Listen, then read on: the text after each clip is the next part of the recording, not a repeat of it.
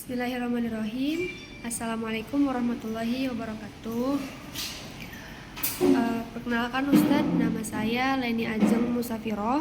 Saya merupakan Maha Santri Mahat Alif Sayyidus Sidikiyah semester 6 yang sekarang ingin mereview sedikit pemahaman saya terkait film berjudul Kingdom of Heaven dan juga novel berbahasa Arab berjudul Ghodatu Karbala. Sebelumnya saya ingin konfirmasi dulu, Ustaz, saya lagi ada di luar dan di sini lagi sepi. Saya tidak menggunakan catatan apapun, contekan dan lain sebagainya karena ini lagi di luar juga. Dan saya sendiri, Ustaz. Saya ingin konfirmasi bahwa saya tidak mencontek gitu. Dan saya ingin konfirmasi lagi bahwa saya tuh suaranya lagi serak ya Ustadz, jadi mohon dimaklumi, lagi bindeng juga. Terus sama ini pembawaan saya kurang bisa serius, saya ingin bawanya santai aja ya Ustadz. Baik, pertama-tama saya ingin membahas tentang novel berbahasa Arab yaitu Ghodatu Karbala. Nah, novel ini dibuat atau disusun oleh seorang sastrawan Arab bernama Jurji Zaidan. Novel ini membahas tentang perjuangan untuk menuntut keadilan atas kematian ayah dari tokoh utama yaitu Hujr bin Adi, dan juga ingin membalas atau menuntut kematian yang terjadi pada peperangan atau peristiwa Karbala, yaitu terbunuhnya Imam Hussein. Dalam novel ini menceritakan sosok atau tokoh utama yang bernama Salma. Dia sangat ingin menuntut keadilan atas kematian ayahnya, kematian Imam Al-Husain, dan juga orang-orang yang wafat pada peristiwa tersebut. Ayah dari Salma yang meninggal bernama Hujr bin Adi, yang mana sebelum ayahnya wafat, ayahnya ini berpesan kepada Amir bahwa tolong jaga putri saya dan nikahkan putri saya dengan sepupunya yang bernama Abdurrahman, sehingga Abdurrahman dan Salma itu bertunangan. Nah, dalam novel ini juga menceritakan tentang kisah cinta Salma dan juga Abdurrahman dan kerjasama mereka dalam menuntut keadilan.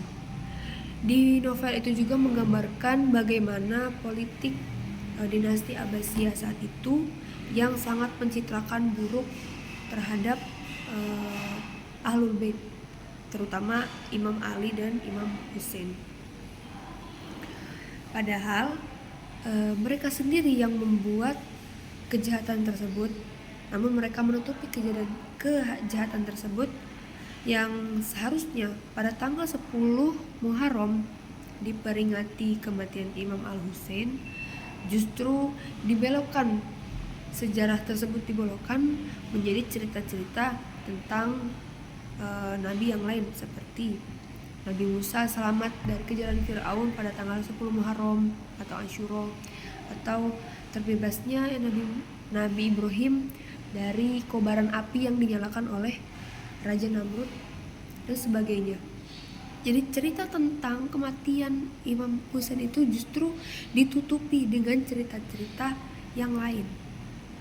Nah, dalam novel tersebut juga menceritakan betapa orang-orang penduduk Kufah yang sangat menderita atas kejahatan atau keburukan yang dilakukan oleh dinasti Abbasiyah, khususnya Khalifah Yazid bin Muawiyah. Awalnya Salma yang merupakan wanita yang cantik dan juga sangat pemberani yang telah ditunangkan oleh Abdurrahman ini diketahui atau dikenal oleh Yazid.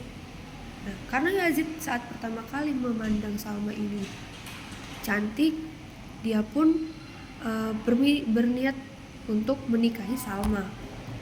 Nah, Dalam kesempatan ini, Salma membuat strategi. Dia ingin berpura-pura mencintai Yazid, dan setelah berhasil mendapatkan kepercayaan Yazid, Salma ingin membunuh Yazid secara diam-diam.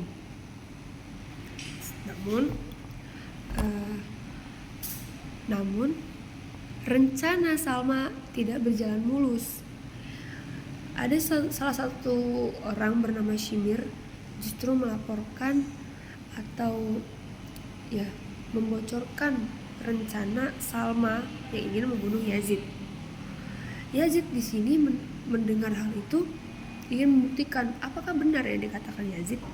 Ternyata setelah digeledah kamar Salma, dia menemukan ada belati di bawah bantal Salma. Di situ Yazid sangat merasa kecewa dan ingin menghukum si Salma, akan tetapi karena dia masih merasa kasihan dan senang kepada Salma, akhirnya dia mencari cara untuk memaafkan Salma. Dan setelah itu Salma pun akhirnya diinterogasi oleh Ubaidillah. Di situ Ubaidillah meminta Salma untuk meminta maaf kepada Yazid, mengakui kesalahannya dan melaknat Ali. Akan tetapi di situ Salma tidak menyetujui. Dia justru lebih memilih mati daripada hidup dalam kehinaan. Di situ juga sebenarnya ada sosok Abdurrahman, yang mana dia adalah tunangan Salma. Abdurrahman juga ternyata dia ketahuan posisinya oleh Yazid bin Muawiyah dan dia dibunuh. Oleh karena itu Salma berpikir, ya sudah, ayah saya sudah terbunuh, tunangan saya terbunuh, untuk apa saya minta maaf dan ingin diampuni? Lebih baik saya mati. Begitu. Akhirnya Salma pun dibunuh, namun tidak dengan secara terang-terangan. Salma dibunuh dengan cara yang licik, yaitu dengan cara diberi racun, sebagaimana yang pernah dilakukan oleh ayah Yazid bin Muawiyah, yaitu Muawiyah sendiri. Dia jika ingin membunuh seseorang dengan cara halus, yaitu dengan cara diracun. Review saya terkait novel ini adalah novel ini bergenre, karena dia itu novel klasik, jadi pembawaannya itu sangat sederhana. Namun minusnya plot alur cerita dari novel tersebut sangat bercampur aduk antara flashback dan juga masa depan gitu. Kemudian selain itu, tokoh yang digambarkan oleh Jurji Zaidan ini terkesan sangat dramatis, sehingga membuat pembaca merasa ini berlebihan begitu, Ustadz. Ini menurut saya ya, Ustadz. Kemudian dari secara historis, novel ini juga membawa sejarah Islam yang benar-benar terjadi, yaitu peristiwa Karbala yang terjadi di mana Imam Husain wafat pada peristiwa tersebut. Dengan sedikit dramatisasi, Salma sebagai pemeran utama atau tokoh utama dibuat sangat menderita, yang mana dia juga merupakan seorang putri dari Hujr bin Adi yang wafat pada perang Karbala tersebut.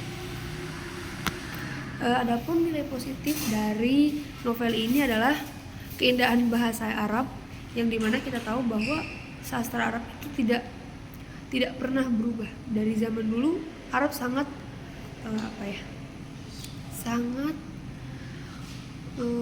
membanggakan diri terhadap sastranya. Makanya Nabi Muhammad itu mukjizatnya adalah Al-Quran, yang mana sastranya sangat tinggi dibanding nabi-nabi yang lain. Hanya Nabi Muhammad yang diberi kitab atau sastra yang tinggi, karena Nabi Muhammad itu orang Arab. Jadi Al-Quran itu turun untuk menandingi sastra-sastra yang ada pada zamannya. Nah, novel ini ditulis dengan sastra yang bagus, dengan balagoh yang keren gitu, kemudian dengan plot twist yang tidak sistematis sehingga terkadang membuat bingung pembacanya. Jadi saran saya kepada pembaca yang ingin membaca novel ini adalah kita harus memahami benar-benar penamaan tokoh, karena ada beberapa nama yang sama sehingga membuat pembaca bingung begitu, Ustaz. Itu terkait novel yang berjudul Godatu Karbala. Sekarang saya ingin membahas tentang film barat yang berjudul Kingdom of Heaven. Nah, Kingdom of Heaven ini merupakan film yang disutradarai oleh Ridley Scott. Ya, Ridley Scott. Kemudian film ini menceritakan tentang pasukan Kristen dan Muslim yang berperang untuk memperebutkan kekuasaan Yerusalem. Film ini dilatar belakangi pada abad ke-12 di mana sedang marak-maraknya perang salib, yaitu perang prajurit Kristen bersama prajurit Islam. Dalam film tersebut dimulai dengan tokoh utama yang bernama Balian of Ibelin. Nah, Balian ini merupakan seorang pandai besi di suatu kampung yang terpencil. Balian ini memiliki istri dan satu anak. Akan tetapi anak mereka hilang, sehingga membuat istri dari Balian ini stres dan ingin bunuh diri. Setelah istrinya mati karena bunuh diri, Balian merasa sangat hampa. Karena apa? Karena dalam ajaran Kristen, bunuh diri merupakan dosa yang sangat besar. Jadi dia kepikiran oleh istrinya apakah dia masuk neraka, dan juga dengan kesepiannya dia di dunia itu yang membuat hari-hari Balian terasa hampa. Kemudian beberapa hari kemudian ada seorang kesatria bernama Godfrey. Nah, Godfrey ini menemui Balian dan mengaku bahwa dia adalah ayah dari Balian. Dan Godfrey ini mengajak Balian untuk menjadi kesatria bersamanya dan membela tanah suci, yaitu Yerusalem, dengan imbalan akan penebusan dosa terhadap yang pernah dilakukan. Jadi dalam ajaran Kristen, penebusan dosa itu dengan kita melakukan suatu pengorbanan atau perjuangan sehingga kita dapat menebus dosa-dosa besar yang telah terjadi di masa lalu. Akan tetapi Balian justru menolak ajakan Godfrey ini. Akhirnya Godfrey pun bersama pasukannya kembali lagi ke daerahnya dan Balian menjalankan aktivitas seperti biasanya.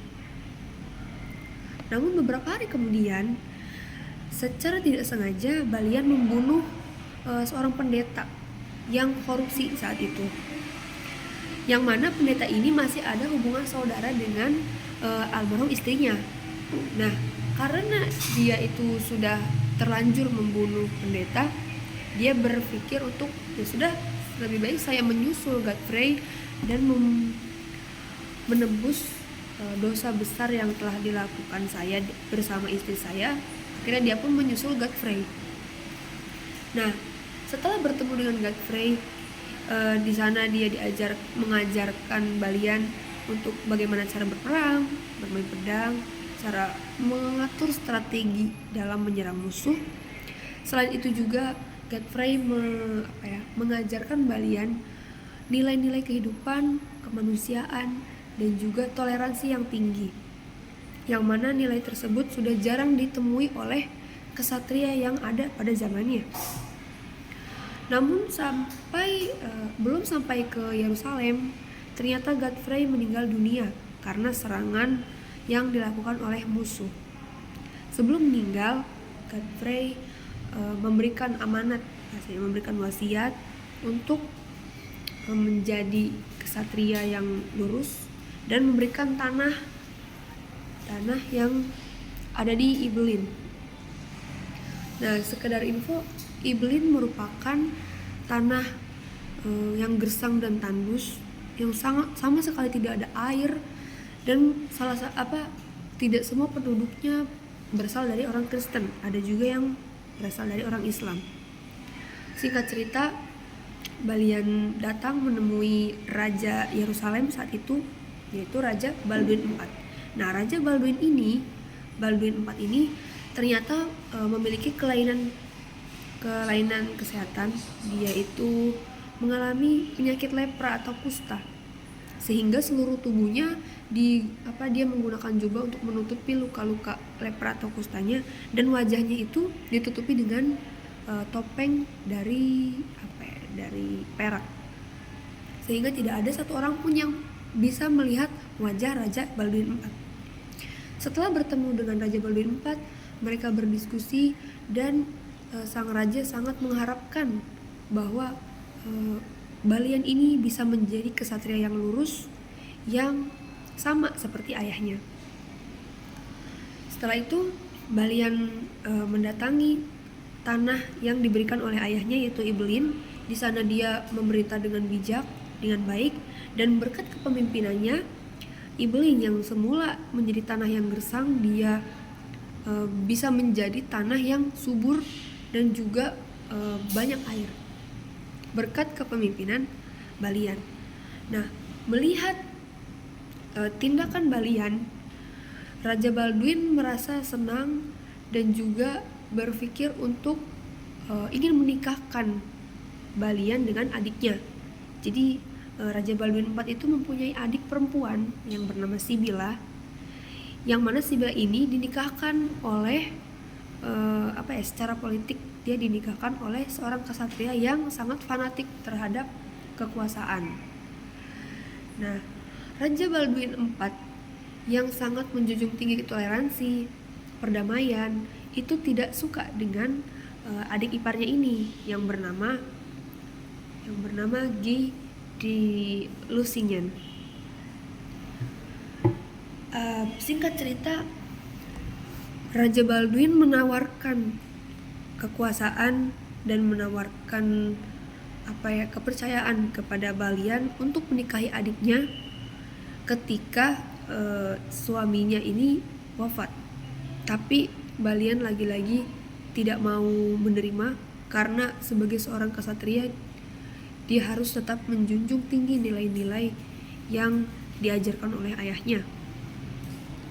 Singkat cerita, Raja Balduin IV mengurus kerajaan Yerusalem yang dimana di dalamnya terdapat beberapa pasukan pengkhianat, yang dimana pasukan ini seringkali membuat kekacauan dengan cara membunuh orang-orang muslim, penduduk muslim yang sebenarnya dilindungi oleh Raja Balduin.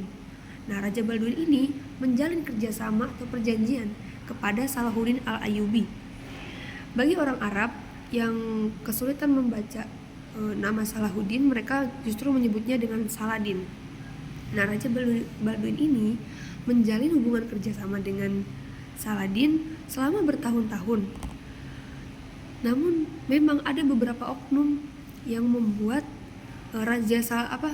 Sultan Saladin ini marah kepada pasukan Kristen yang padahal itu bukan dikomandoni oleh Raja Balduin IV. Nah, singkat cerita, karena penyakit yang dialami oleh Raja Balduin IV, akhirnya Raja Balduin IV pun meninggal. Kekuasaan jatuh kepada adiknya, yaitu Ratu Sibila, dan mau tidak mau Ratu Sibila menobatkan suaminya, yaitu Reynald, sebagai Raja Yerusalem. Akhirnya Raja Yerusalem yang ambisi terhadap kekuasaan tersebut sangat ingin melakukan peperangan yang sebelumnya tidak pernah dilakukan oleh Raja Balduin IV. Akhirnya Guy de Reynald itu Afwan G. de Lusignan itu bersikeras untuk melawan Saladin dengan pasukan yang dengan jumlah yang sangat banyak. Tapi Balian di sini sebagai seorang kesatria yang memahami strategi peperangan, dia sangat tidak setuju dengan langkah yang diambil oleh G ini. Kenapa? Karena G bermaksud untuk keluar dari kerajaan dan menyerang kerajaan Saladin di jauh dari kerajaannya, yang mana tempatnya itu sangat tandus dan sudah dipastikan tidak ada air dan persediaan makanan. Akhirnya Reynald di Chatillon dan juga di Guy de Lusignan itu pergi membawa pasukan yang sangat banyak ke luar Yerusalem dan menyisihkan sedikit pasukan yang ada di kerajaan Yerusalem. Balian yang tidak ikut, dia menjaga keamanan di Yerusalem. Singkat cerita, strategi yang dilancarkan oleh Guy dan Reynald itu gagal, bahkan banyak pasukan Kristen yang mati oleh pasukan Saladin. Akhirnya Salahuddin Al-Ayyubi lanjut untuk menguasai kerajaan Yerusalem yang hanya dijaga oleh beberapa pasukan saja. Di situ Balian membuat strategi di mana dia mengumpulkan seluruh penduduk, baik dia kaya maupun yang miskin, dan menjadikan mereka sebagai kesatria. Siapapun dirinya dan apapun jabatannya, mereka harus melindungi Yerusalem dengan baik. Akhirnya seluruh penduduk bersama-sama menjaga keamanan Yerusalem. Nah, di film itu juga dijelaskan bahwa strategi pertahanan Yerusalem yang dilakukan oleh Balian itu sangat-sangat efektif. Selama beberapa hari, Balian bisa mempertahankan Yerusalem dengan taktik dan strateginya yang cerdas, tanpa membuat pasukan Kristen itu terpandang rendah. Nah, Salahuddin yang melihat strategi dan juga taktik cerdas yang dilakukan oleh Balian itu mengajak kompromi pada hari ke-10 kalau tidak salah. Mengajak kompromi si Balian untuk menyerahkan Yerusalem secara damai, dan penduduk Kristen akan dilindungi oleh Saladin sebagaimana yang pernah dilakukan oleh Raja Baldwin, yang mana dia juga melindungi orang Muslim dan juga orang Kristen di negaranya atau di Yerusalem. Akhirnya dengan kebijaksanaan Balian, dia menyerahkan Yerusalem sepenuhnya dengan cara damai, dan penduduk yang tersisa tidak ada yang ditawan atau dibunuh sama sekali.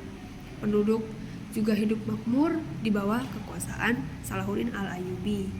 Dari situlah runtuhnya kekuasaan Yerusalem dan perpindahan kekuasaan Yerusalem dari orang Kristen ke tangan orang Muslim.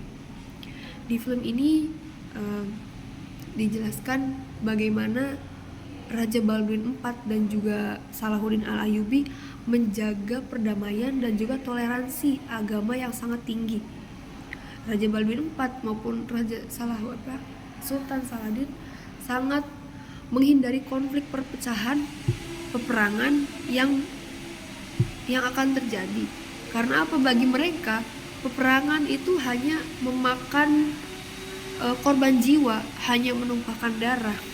Jadi itu adalah poin atau nilai prinsip yang diambil oleh Raja Baldwin IV dan juga Saladin. Berbeda dengan Reynald de Chatillon sama Guy de Lusignan ini. Oleh karena itu wajar jika film ini berjudul Kingdom of Heaven, yang berarti kerajaan surga, karena Yerusalem ini merupakan tanah suci yang diperebutkan oleh 3 agama sekaligus, yaitu Islam, Kristen, dan juga Yahudi. Selain menceritakan tentang toleransi, film ini juga menceritakan tentang bagaimana konflik politik yang terjadi di dalamnya, bagaimana nilai-nilai kemanusiaan itu seharusnya bisa mengalahkan ambisi kekuasaan, dan juga bagaimana cara kita menyikapi perpecahan dan juga perdamaian. Pada abad ke-12, film ini menceritakan pada abad ke-12, namun secara alur itu sangat baik ya, positifnya. Kemudian juga visualisasinya sangat baik, penokohannya juga sangat pas, beserta apalagi tokoh yang memerankan Raja Balduin IV itu kostumnya sangat bagus, yang mana Raja Balduin IV itu terlihat sangat gagah gitu, dan juga tidak membuat pasukan muslim itu terlihat lemah. Meskipun mereka orang barat, mereka orang Kristen, mereka tetap sportif, mereka tetap menggambarkan bahwa Islam itu memang menang, Islam itu memang berjaya pada masa tersebut, sehingga itu menjadi nilai plus bagi film ini. Kemudian kekurangan dari film ini adalah penokohan Balian yang terlalu dibuat sangat dramatis, sehingga memang mungkin Balian itu ada, tapi penokohan utama Balian itu menurut saya terlalu dramatis, dan ada beberapa konflik yang sebenarnya itu tidak ada, seperti si Bila yang meracuni anaknya sendiri karena dia ternyata mengidap penyakit kusta, atau atau peperangan atau penyerangan yang dilakukan oleh Reynald terhadap pasukan muslim dan lainnya sebagainya, itu adalah tambahan belaka.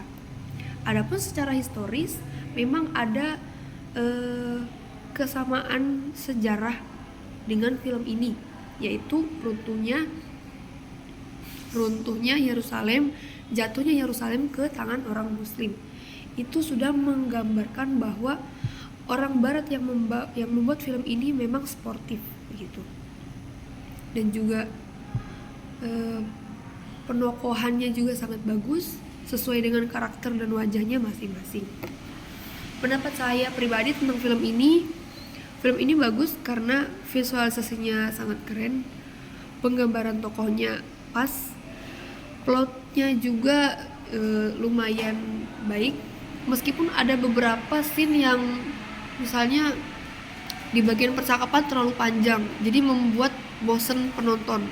Ada yang terlalu cepat, dimana malah membuat kita penasaran tapi tidak dijelaskan begitu, Ustaz.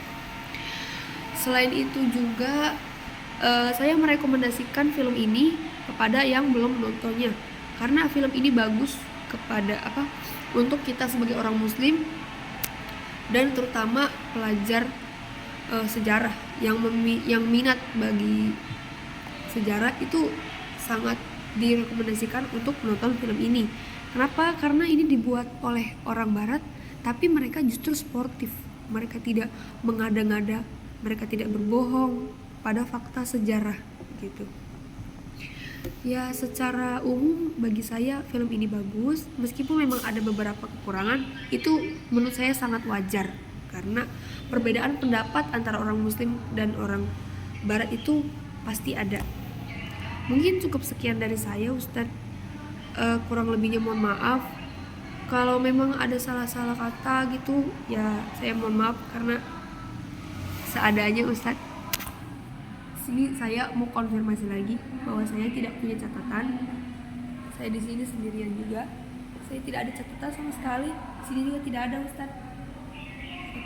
Saya tidak punya catatan sama sekali. Saya menjelaskan film ini berdasarkan apa yang saya pahami, yang benar-benar yang ada di pikiran saya itu mendadak sekali. Mohon maaf apabila perkataan saya, ucapan saya, bahasa yang saya gunakan itu tidak berkenan di hati. Mungkin cukup sekian. Ini saya beneran gak ada loh, Ustadz. Tidak ada. Sekian dari saya. Wassalamualaikum warahmatullahi wabarakatuh.